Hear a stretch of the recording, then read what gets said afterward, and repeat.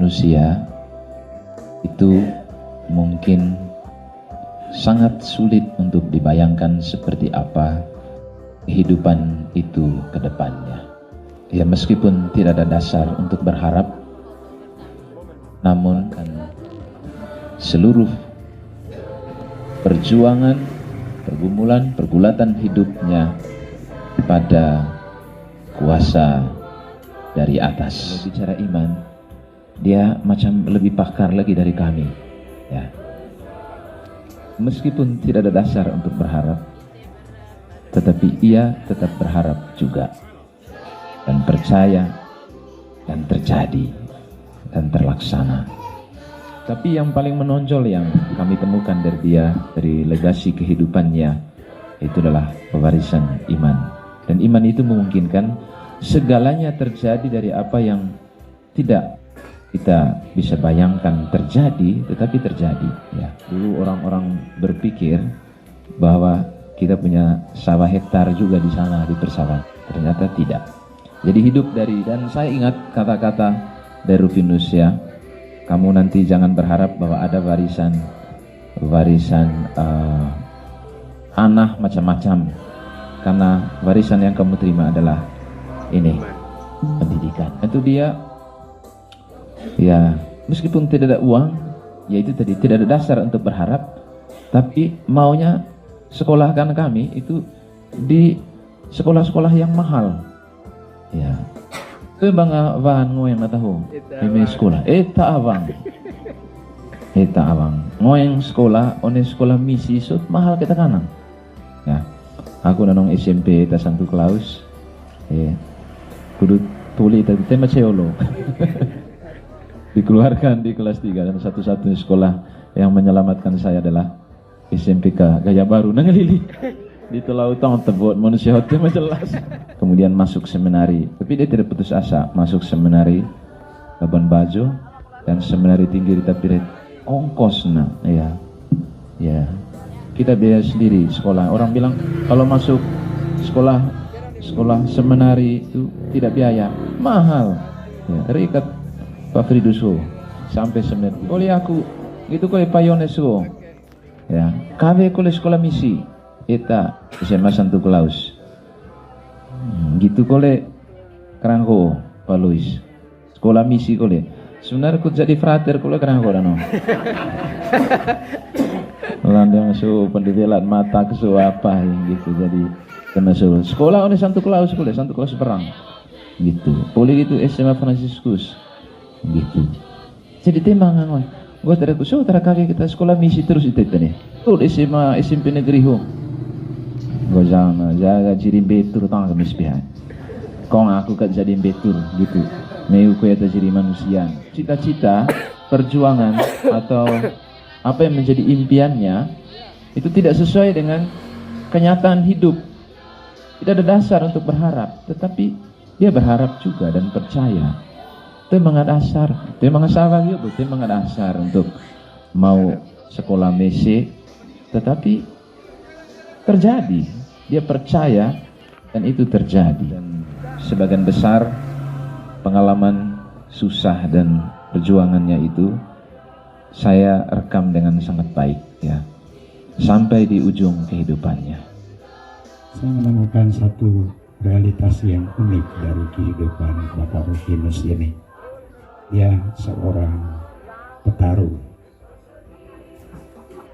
Dia ayam jago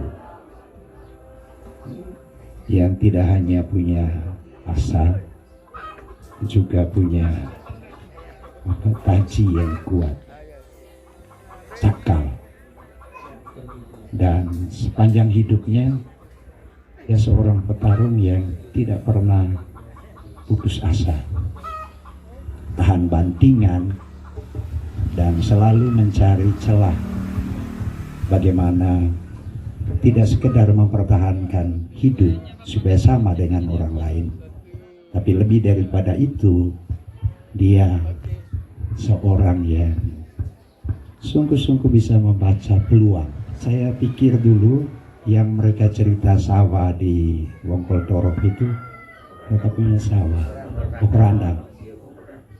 Mereka punya sahabat, ternyata orang punya sahabat. Luar biasa. Ini menarik, untuk saya hal yang paling menarik yang mungkin saya dan Anda sekalian melihat ini satu hal yang biasa, tapi sebetulnya ada sesuatu yang luar biasa di belakangnya. Ada sebuah semangat, ada sebuah motivasi, ada juga sebuah kekuatan yang mendorong orang untuk terus-menerus berjuang.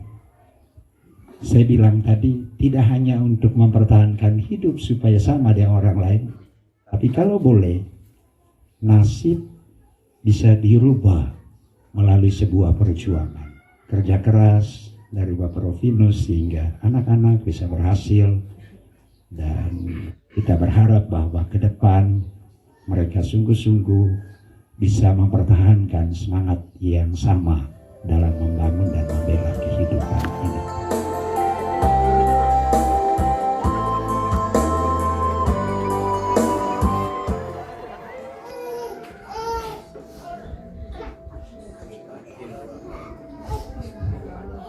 Setengah dari umurnya Bapak ini dihabiskan di Persawahan Longgong Randang.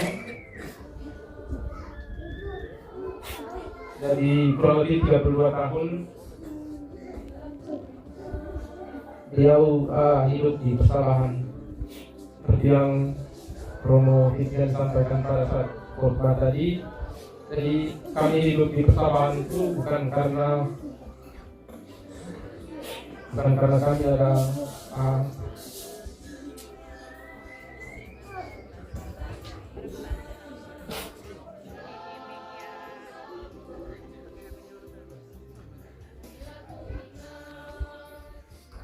dan karena kami ada sawah sendiri, hektar sendiri, itu sama sekali tidak ada. Seperempat pun sama sekali tidak ada. Tanah sawah maupun tanah kafling sama sekali tidak ada. Jadi hidup dari bagi hasil atau kalau ada uang digade. Jadi karena di sana banyak sawah-sawah dari saudara kita yang muslim, jadi biasanya mereka baru akan kerja sendiri sawahnya itu pada saat musim hujan. Jadi pada saat musim kelang atau musim kering, biasanya mereka bagi hasil atau gade.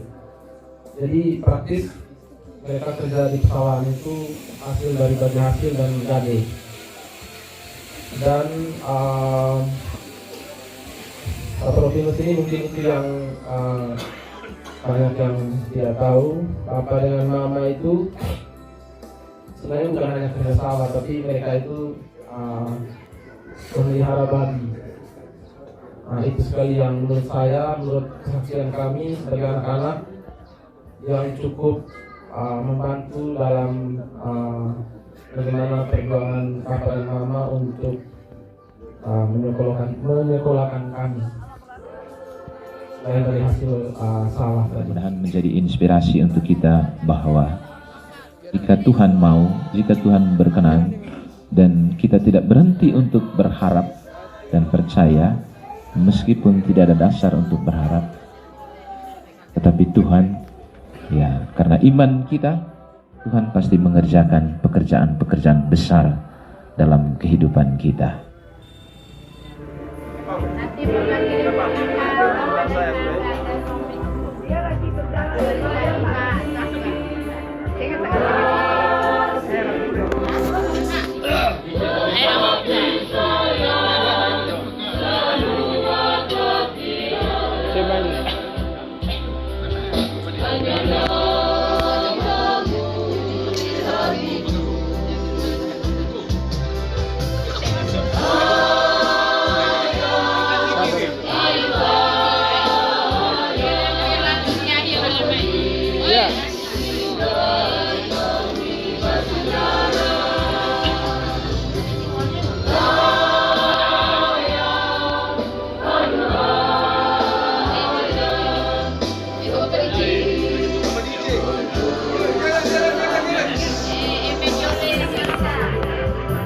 Udah.